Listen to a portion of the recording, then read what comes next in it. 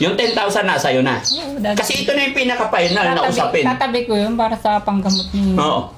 kuya ko. Kaya nga, walang buwabawi Nasa'yo. Para alam din ng mga tagapanood natin. No? Nakasobre ng puti. Nakita mo, nakasobre ng puti. Mga kababayan, mga kabarangay, nandito na po tayo sa bahay nila Nanay Ansing. Kasi nga po, pinapunta ko ni Jelay dito dahil tinawagan sila ng barangay. So alamin natin bakit ano kaya ang usapin sa barangay, bakit pinatawag sila Jelay. At may dala akong prutas, mga mansanas para kay Kuya Oliver. Samahan nyo kami mga kababayan. Oh, nandoon na nga sila. Ano kaya pinag-usapan nila, no?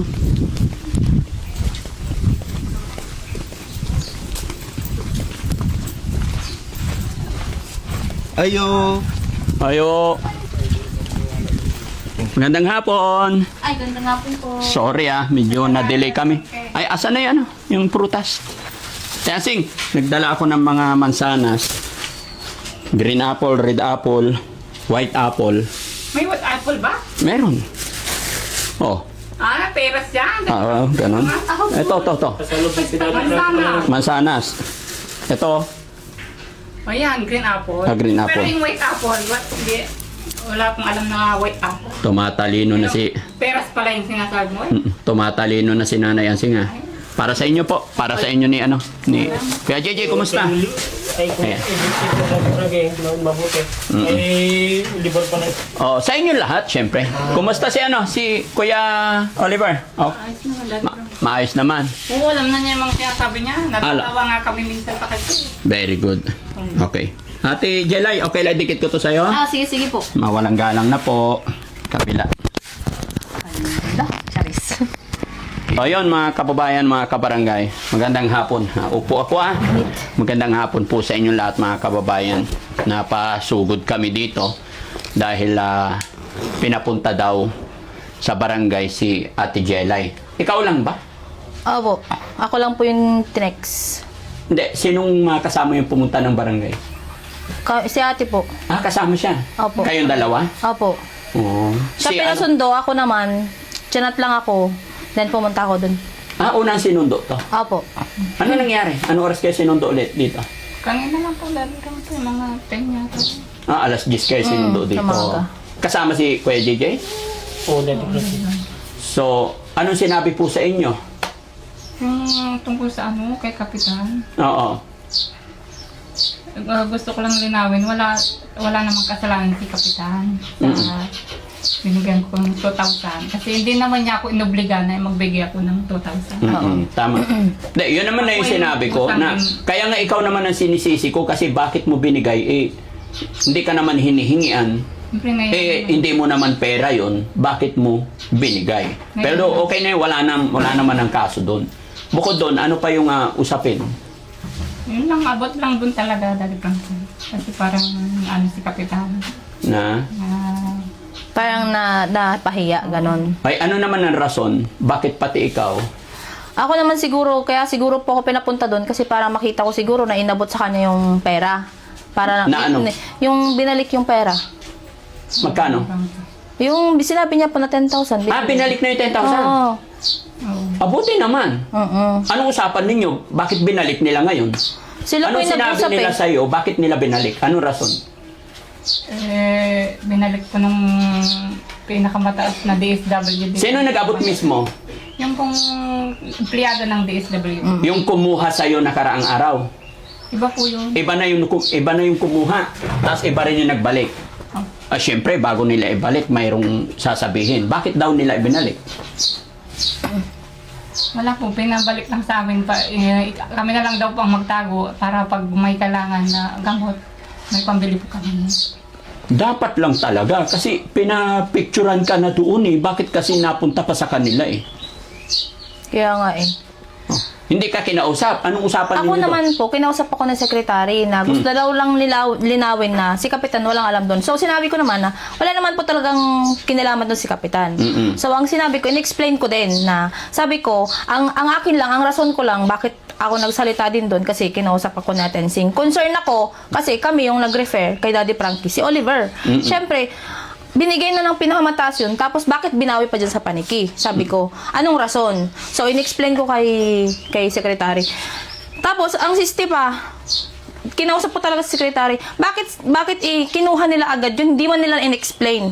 Dapat in-explain nila. Bakit kinuha? Oh, anong irarason nyo sa akin? Bakit niya kinuha? Yun lang naman yung gusto kong ipaliwanag. Kaya nasasaktan si Ate Ansing. Pinahiya pa, doon pa sa loob. So, in-explain ko lang naman po, na wala talagang kinalaman si Kapitan doon. Totoo po, wala po doon. Ang akin lang naman is, bakit hindi yun explain na kung bakit doon pa kukunin yung pera para lang doon sa assistant na binigay sa kanila. Yun, hindi sila nakapagsalita. Hindi sila nakapagsalita. Hindi, yung sa DSWD, yung mga nagbalik, ano ang rason nila ngayon? Wala pa ako doon sila yung Sa loob na lang. Hindi po. Kasi nung pagdating ko doon, tapos sa asa silang nag-uusap po. Okay. Tapos na. Nalate na po ako ng dating. Nalate ka na. Tapos nag-usap-usap sila doon sa loob. Tapos, yun nga, nakakalungkot lang na gano'n nangyari na bakit kailangan pang umabot doon bago nila ibalik. Bago ibigay yung pera. Diba? Hindi na sana nila ginanon. Tapos, kung baga, insiste yung head pa magpapahiya pa ng ganun. Siyempre, nakakahiya. In-explain ko po talaga yun. Kay secretary. Totoo, in-explain ko. Ikaw ba naman mapagsabihan? Parang ininsulto mo yung tao na parang kukunin mo pa yung pera. Sabi ko po sa kanya. Ang kiniklay ko lang dito, wala pong alam si Kapitan. Yun lang. Si Kuya JJ, siyempre, dinala ka. Anong sabi ng mga DSWD sa'yo nung binalik yung pera? Binalik naman natin Frank eh. Pinakita na lang sa akin. Ayan po yung tira sabi naman nila. Ano sabi? Ibabalik na namin, sabi nila. Babalik sabi naman nila natin Frank eh. Yan lang naman ang sinabi sa akin. Katunayan na binalik nila sa dati Frank eh. Nagsabi sila, ito yun na yung pera, katunayan na binabalik na namin. Salamat naman po sa mga DSWD na nagbalik kasi syempre, kailangan talaga ni Kuya Oliver yan, pambili ng mga gamot niya. No? Salamat na lang kay Ate Jelay na nagsabi sa akin. Bilang concern lang din naman ako sa kapatid nila di ba? Concern po ako. Lalo't nandito na si Kuya Oliver. Tapos ginanon pa yung sitwasyon. Yung tipong ang hirap-hirap na nga ng buhay nila. Tapos ginaganon mo pa, gaganon pa nila.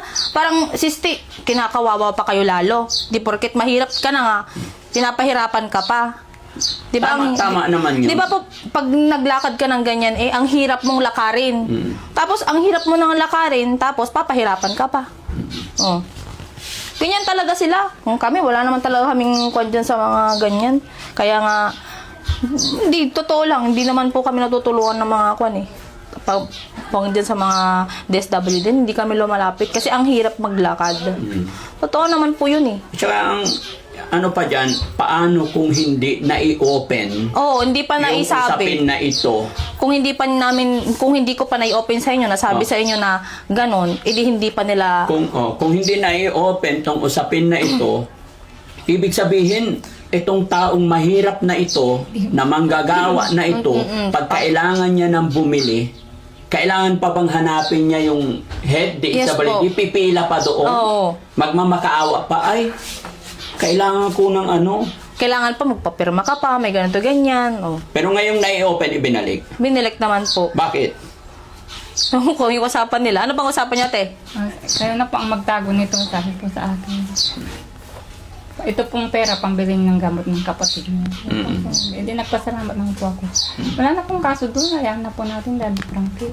Hindi, mas maganda kasing lumaban ka, te. Kasi kung hindi mo ilalaban yan at hindi mo sasabihin yung karapatan natin bilang tayong mahihirap dito at nagkakuan dito sa lugar na to, hindi nila gagawa ng paraan yan, hindi na tayo mamaliit at mamaliitin tayo ng mga yan. Kakawawain din. Oo. Hindi porket mahirap ka na, papahirapan ka pa. 'Di ba? Yung ganon. Huwag mong hinahayaan na anong tawag noon? Tinatrato tayong mahirap talaga. Lumaban ka kung ano yung alam mong karapatan mo. Sabi ko lang para alam ng mga nanonood sa atin na ipaglaban mo yung sarili mo kung ano yung dapat at nararapat sa'yo. Gigets mo ako? Wala pong talagang kasalanan si Kapitan Daddy Frankie. Gusto ko lang linawin at maano din sa mga tao na wala po talagang kasalanan si kapitan namin. Mabait po si kapitan namin. Pero anong sinabi ni Kapitan doon? Kasi nung binigay mo yung 2,000, wala naman talaga si Kapitan. Sa driver Opo. siguro at saka sa helper. Anong sinabi ni Kapitan sa mga tao niya? Anong sinabi ni Kapitan about 2,000? Tsaka lang daw po niya nalaman nung kwan. Siguro naman kinausap na ni Kapitan yung mga tao niya na sa susunod, kumbaga hindi natatanggapin lalo na't napakahirap ng buhay. Opo. 'Di ba? So magkakaroon din dito ng parang lesson learned sa atin lahat. Kasi alam naman ng lahat, alam din natin na yung service ng barangay is may sariling pondo yan. Pwedeng i-liquidate ang gasolina ng barangay vehicles. Mga ambulansya, basta government vehicle, may pondo yan, may allowance po yan. Although wala naman po talaga si Kapitan nung nangyari na yon. Kumbaga nasabi ko lang na siguro kung hindi aware tong driver ng ambulance at saka ng patrol at saka helper, kung sino may mga tanod na naka-assign dyan, sana naman mapagsabihan ni Kap. Although si Kap, mga kababayan, sa mga hindi nakakaalam, kaibigan ko rin po yan si Kap. Na-meet na namin, mabuting tao. At sa totoo nga lang po, is nakarating na rin sa bahay. Kung natatandaan nyo yung upload ko noon na nagpapunta ako ng mga senior sa bahay ko galing sa lugar na ito para binigyan natin sila ng bigas. No? Yung mga lola na yon. Kaya alam ko may mabuting kalooban yan si Kap. Yun na lang, Kap, syempre, sabihan na lang tong driver natin. Kasi sabi naman although nung una talaga mga kababayan, siya po ang sinabihan ko. Pinagsabihan ko siya. Kasi kaya niya nabanggit, baka daw hanapin ko yung 5,000. Sinabi ko sa kanya, yung 5,000 na binigay ko sa ate, ingatan mo yan para kay Kuya Oliver, budget ni Kuya Oliver. Kaya niya nasabi na baka pag hagilapin sa kanyang 5,000. Kaya nakwento niya na naibigay niya doon sa driver ng ambulance, pinangkain ba o ano? Hindi po. Hindi ko na lang po sabi ko na lang po panggasolina. Panggasolina. Ano sabi nila sa'yo? Wala. Ako na po ang nagpusang magbigay. Yes. Kasi naya din po ako sa kanila. Pagod na pagod po sila. Na naghihintay ang init po doon. Oo. Layo ng pinuntahan namin. Maghapon talaga. Opo. Kaya sa susunod, Nanay Ansing, sa totoo lang. Sa totoo lang pagdating sa mga ganyan, may karapatan po kayo Kung ganun lang din naman ang mangyayari, may karapatan po talaga kayo sa pamilya ninyo. Lahat naman tayo, hindi lang sila. Lahat po tayo mga kababayan. Pag may karapatan tayo, wag po tayong matakot. No? Si Kuya JJ naman, anong masasabi mo sa nangyari Kuya JJ na after ilang araw sa nila na ibalik yung pera nung napanood nila yung upload natin? Ito, Dati Frankie, kinakabahan din na ba't ganun ako? Binigay na nga sa'yo, tapos babawiin naman pala. Pagka hindi tayo nagsalita na bakit di nila balik yun? Oo, goodbye na yun. 'Di ba kung hindi ka magsasalita at hindi mo ilalaban yung karapatan mo, wala na. Bye-bye na yun. 'Di ba? Kung hindi natin na-open to, hindi malaman ng mga tao na ganun pala nangyari, di wala ka nang laman doon. Sa kanila na yun. Hindi ko lang alam Hayaan na po natin. Alangan namang pagkailangan mo na pupunta ka pa para hanapin. Oo. Hindi dapat talaga ipaglaban mo yun binigay na yun sa inyo 'di ba? Lagi ko sinasabi sa iyo sa pinakamataas na binigay sa iyo yun. Ate Jelay, kaya pala nung araw na yon na dumating ako dito, dala-dala ko yung gamot na para kay Kuya Oliver. Lantan-lanta siya, tapos pulang-pula yung mata niya dalawa. Kaya ng ulo ko nung dati. Sakit na sakit ang ulo mo. Pagod na pagod ka.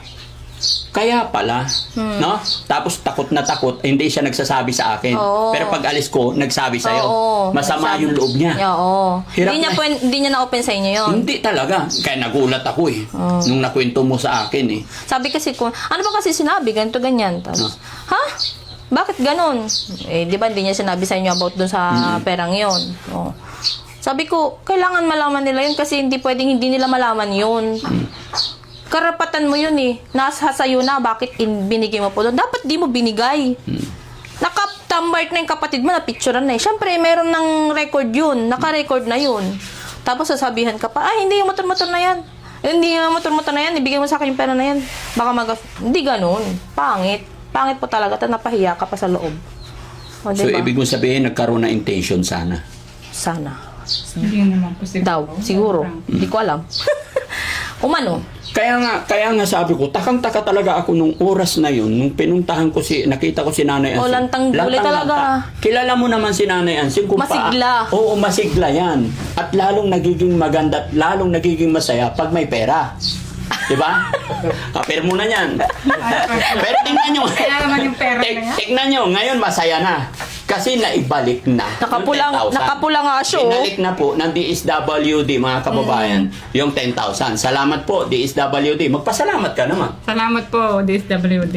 Kasi? Maraming salamat kasi binalik nyo na yung pera ng kapatid ko. Oo. Alaan nyo po, gagastusin ko po sa kanya yan. Naya naman po ako, kung yung pera na yun, ano lang sa sarili ko, naya naman po ako sa sarili ko. Kasi may sakit na yung kapatid ko eh.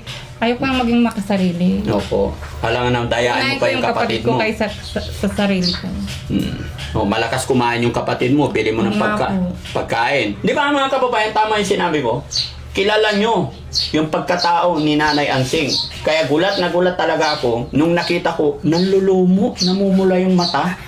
Kaya tala sabi ko, may problema si Nanay Ansing. Siyempre, ikaw ba na bigyan ng 10,000? Di Fipri, lagay mo na sa bag mo, ang saya-saya mo na. Tapos biglang May resibo na, pinicturan ka na. So, ibig sabihin, clear na clear. Oo. Malinaw pa sa pusit ng labo. Aywan. Ano Pati pusit ng labo? Malinaw pa sa pusit ng labo. Aywan, alam nyo yan.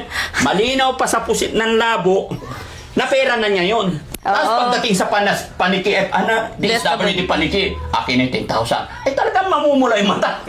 Pati naman, kahit sino naman dati, Frankie. Hindi masakit talaga yung ulo. Pag masakit yung ulo. Hindi, kaya Hindi. sumakit mata mo kasi yung perang 10,000 na malinaw pa sa pusit. Mas lalo pag sumakit yung Pero ngayon, okay na, smiling na, di ba? Apir na. Yun! Nung unang araw, hindi mag-apir yan. Ikaw para mawala na. Hindi talaga masakit talaga yung ulo ko noon. Sasakit talaga ulo mo, Ate Ansing.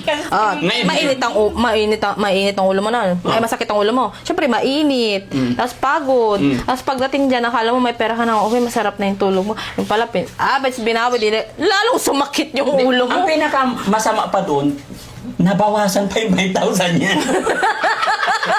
Oo nga, nabawasan na. Pero at least okay na. Thank you po sa salamat sa DSWD ng Paniki. Ayan, sa pagsauli po ng pera na kinuha nyo po kay Nanay Ansing. Yon mga kababayan, mga kabarangay, para maging maayos, malinis na po sa lahat. Sa araw na ito po ay tinawagan po ng barangay si Nanay Ansing, pinapunta sa barangay, pinasundo ng kapitan at DSWD ng Paniki, nandoon din daw sa barangay. Doon inabot, nagkaabutan. Yung 10,000 nasa iyo na. Kasi ito na yung pinaka-final na usapin. Tatabi ko yun para sa panggamot ni Oo. kuya ko. Kaya nga, walang buwabawi nasa iyo. Para alam din ng mga tagapanood natin. No? Nakasobre ng puti. Nakita mo nakasobre ng puti.